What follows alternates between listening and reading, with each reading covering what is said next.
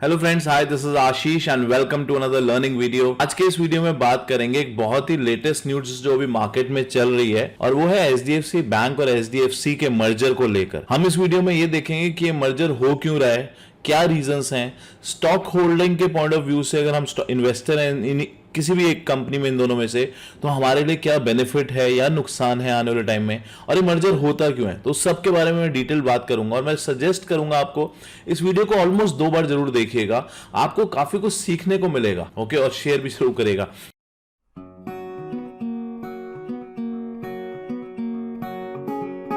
तो अभी जो मर्जर की न्यूज आई है वो ये न्यूज आई है कि एचडीएफसी जो है उसको अप्रूवल मिल चुका है एचडीएफसी बैंक के साथ मर्जर होने के लिए। तो अगर आपके पास एचडीएफसी के शेयर हैं, अब 25 शेयर के बदले आपको एचडीएफसी बैंक के शेयर्स ऑलमोस्ट 42 शेयर्स मिलेंगे एचडीएफसी बैंक के, out of 25 shares of HDFC. तो एचडीएफसी का जो अभी प्राइस मैं देख पा रहा हूं, एचडीएफसी बैंक का 1700 और एचडीएफसी का जो प्राइस है वो 2800 के आसपास है। तो अगर मैं इसको मल्टीप्लाई करूं 25 से, एचडीएफसी के 2800 2822 को 25 से मल्टीप्लाई करूं तो समवेयर अराउंड 70,550 की एक इन्वेस्टमेंट बनती है। और एचडीएफसी बैंक में अगर ये जब आपको मिल जाएंगे 42 शेयर्स एचडीएफसी बैंक के, वो इन्वेस्टमेंट्स ऑलमोस्ट आसपास ही निकलेगी 71,500 के आसपास। तो ऑलमोस्ट 1% का गेन तो यहां बन रहा है अभी भी आपका। बट ये देखना यहां पर इंपॉर्टेंट है कि मर्जर हो क्यों रहा है, हम इस वीडियो से क्या सीख सकते हैं। जब भी किसी कंपनीज के मर्जर होते हैं, वो मर्जर होते क्यों हैं, उससे पहले ये भी समझ लेते हैं कि मर्जर मतलब क्या हुआ। मर्जर का मतलब क्या होता है कि एक स्ट्रैटेजी होती है जब भी दो कंपनीज आपस में मिलकर कोलैबोरेट कर लेते हैं so that they can operate as a single entity. दो कंपनियां, अलग अलग कंपनियां, वो दोनों कंपनियां मिलकर एक कंपनी बन चुकी है, अब वो एज अ सिंगल एक एंटिटी ही यहां पर काम करेगी। तो ये आपके सामने एचडीएफसी का शेयर है।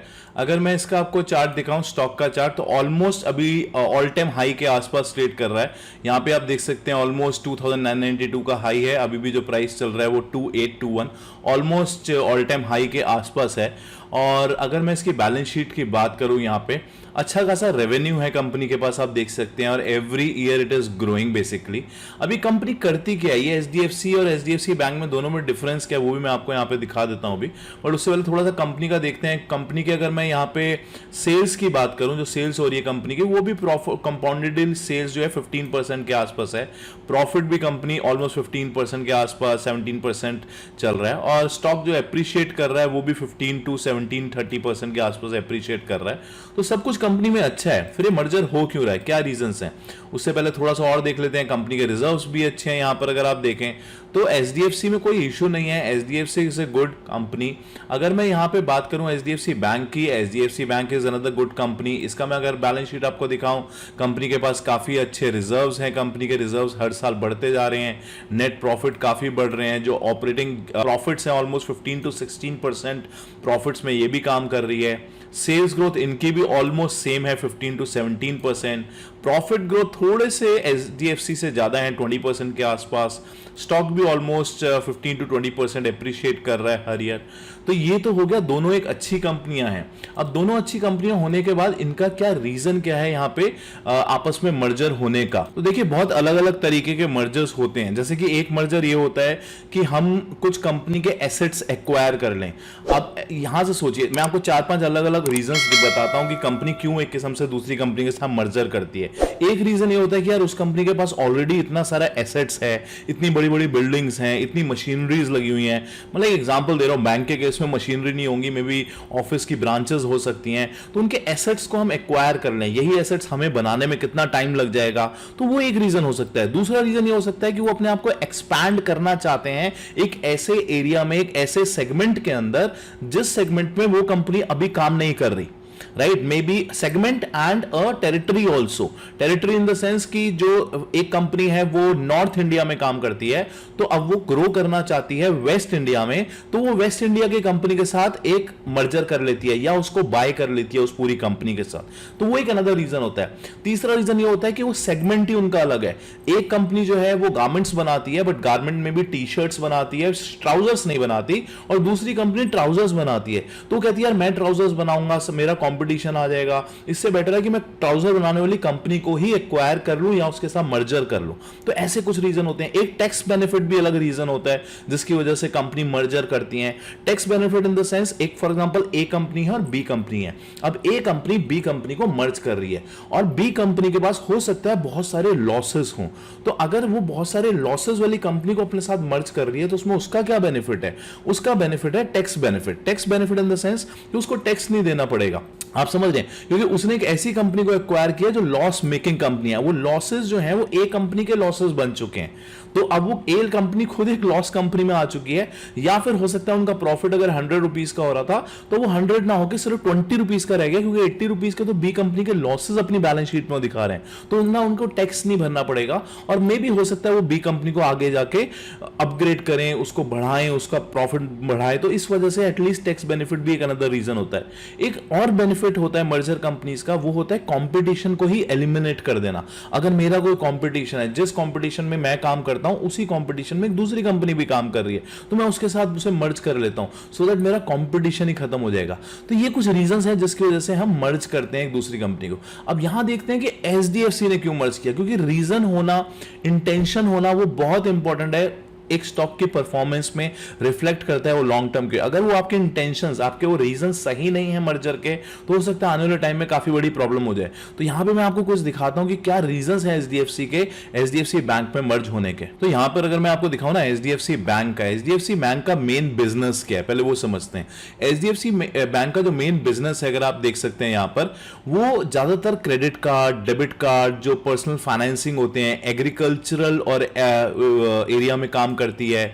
अगर मैं यहां पे और दिखाऊं, 3.21 करोड़ डेबिट कार्ड्स हैं, 1.45 करोड़ क्रेडिट कार्ड्स हैं कंपनी के, और अच्छा खासा बेस है। बट जो मेन इनका काम है वो एक पर्सनल बैंकिंग की तरफ ज्यादा मैं बोलूंगा।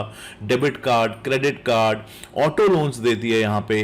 बट यहां पे एक चीज मिसिंग है, वो एचडीएफसी करती है, वो है अगर मैं आपको एचडीएफसी का यहां पे दिखाऊं तो एचडीएफसी का जो है वो है लोन का काम। एचडीएफसी लोन देती है, एचडीएफसी होम लोन्स देती है बेसिकली। तो यहां पे जो मेन रीजन है एचडीएफसी बैंक का एचडीएफसी के साथ मर्जर होने का, वो है home loan business. Because HDFC bank का होम लोन का मेन बिजनेस नहीं है, उनका मेन बिजनेस है personal banking, credit card, debit cards, auto loans. Home loans जो है वो एचडीएफसी करती है, ना कि एचडीएफसी बैंक।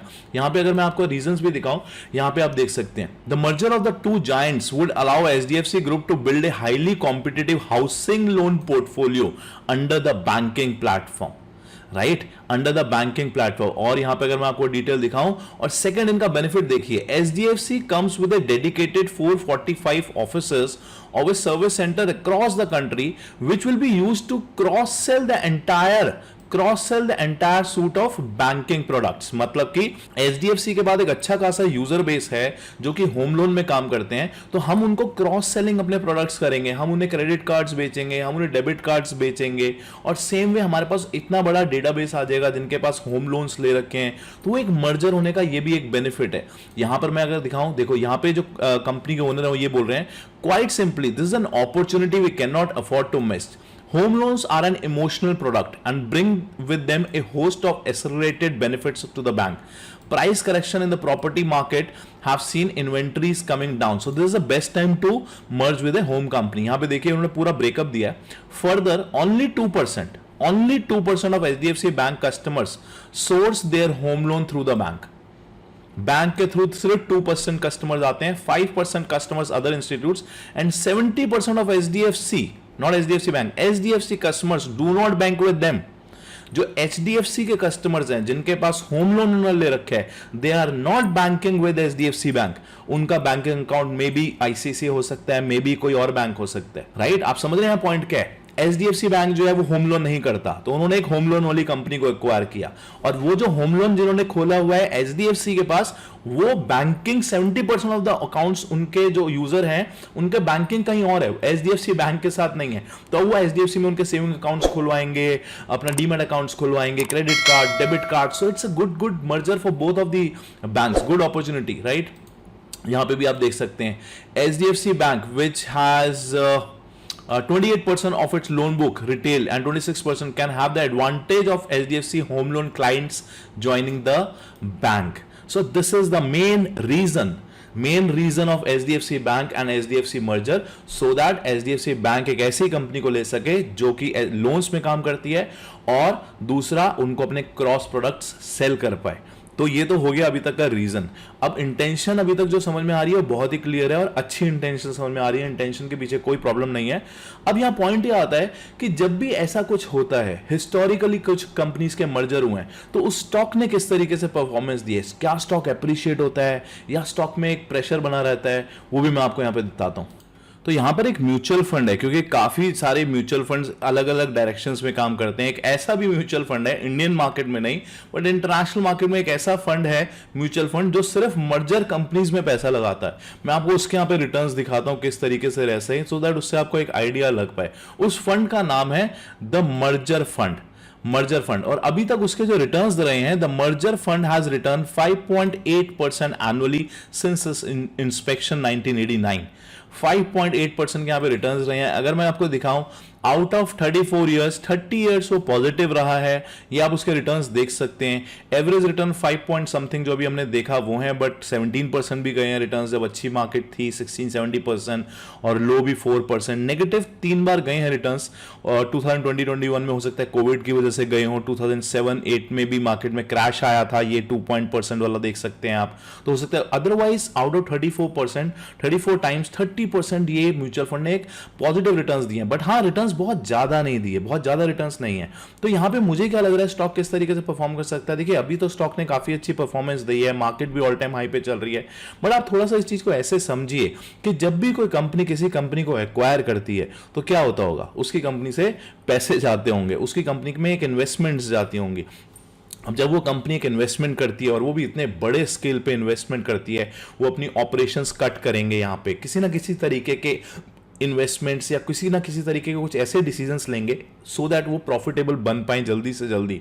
हो सकता है अपनी जो प्राइसेस हैं उनको वो रिड्यूस करें, कॉस्ट कटिंग करें, एम्प्लॉयज़ में कॉस्ट कटिंग करें, जो कि एचडीएफसी बैंक ने बोला है हम नहीं करेंगे बिल्कुल एम्प्लॉयज़ कॉस्ट कटिंग, बट हाँ किसी ना किसी तरीके की कॉस्ट कटिंग तो होती है। तो हो सकता है एक अभी शॉर्ट टर्म में, short term in the sense मैं बोलूँगा 15 से 20 दिन ये बहुत अच्छा परफॉर्मेंस है, क्योंकि लोग इसको पॉजिटिव लेते हैं जब भी कोई एक कंपनी मर्जर होती है, और वो भी इतनी बड़ी कंपनी जब कोई मर्ज करती है। बट हो सकता है 2 से 3 महीने में या ऑलमोस्ट एक क्वार्टर तक, 4-5 महीने तक हो सकता है कंपनी में थोड़ा सा प्रेशर आए, बट हाँ लॉन्ग टर्म के हिसाब से कंपनी अच्छी होनी चाहिए। अगर वो मर्जर कर रही है तो अच्छी करे, क्योंकि यहाँ पे कुछ मर्जर्स पहले भी ऐसे हो चुके हैं। जैसे कि मैं आपको बताऊं, एचडीएफसी बैंक ने 2018 में सेंचुरियन बैंक के साथ मर्जर किया था 2018 में, वहां भी थोड़ा पॉजिटिव देखा, फिर थोड़ी सी स्लो डाउन हुई, और आज आप एचडीएफसी बैंक को देख सकते हैं कहां पे गया। एक्सिस बैंक ने, अगर आपको याद हो, येस बैंक के साथ मर्जर की न्यूज आ रही थी, बट वो मर्जर कितना हुआ, एक्सिस बैंक ने येस बैंक के काफी स्टॉक्स मार्केट से भी उठाए, काफी स्टॉक्स उन्होंने बाय करे मार्केट से। आज वो ₹2 आई थिंक, मुझे याद नहीं है एग्जैक्ट नंबर, बट उसके से प्राइसेस ऊपर ही हैं आज भी येस बैंक के, राइट। उसके बाद कोटक महिंद्रा बैंक का आईएनजी वेश्या के साथ मर्जर हुआ। तो ये जितने भी मर्जर्स पहले हो चुके हैं, सबके अगर आप हिस्टोरिकली डेटा देखेंगे ना, तो थोड़ा टाइम प्रेशर जरूर रह सकता है, बट लॉन्ग टर्म में it's a win win situation अगर आपके इंटेंशन सही है। और यहां पे भी अभी तक तो देखने को ये लग रहा है कि इंटेंशन सही है, तो प्राइसेस हो सकता है थोड़ा सा दबाव आए। अगर आप लॉन्ग टर्म के लिए यहां पे बने रहना सकते हैं तो डिसीजन ले सकते हैं, बट इस वीडियो को एक लर्निंग के पॉइंट ऑफ व्यू से देखिएगा। ये कोई बाय या सेल रिकमेंडेशन नहीं है जो भी मैं इन वीडियोज में बताता हूं। मेरी कोशिश रहती है कि कुछ ना कुछ मैं आपको लर्निंग दे पाऊं, मर्जर क्या होता है, क्या बेनिफिट होते हैं मर्जर से, सो दैट आपको सीख पाए। ओके, और अगर आप सीख रहे हैं, और मैं सजेस्ट करूंगा इस वीडियो को 2 बार 3 बार देखिए, क्योंकि कई बार कोई चीज मिस हो जाती है, समझ नहीं पाते, हम सुन नहीं पाते। और शेयर जरूर करिएगा मेरे से बने रहने के लिए, और चैनल के सपोर्ट के लिए लाइक जरूर करिएगा। Thank you so much, bye bye, take care.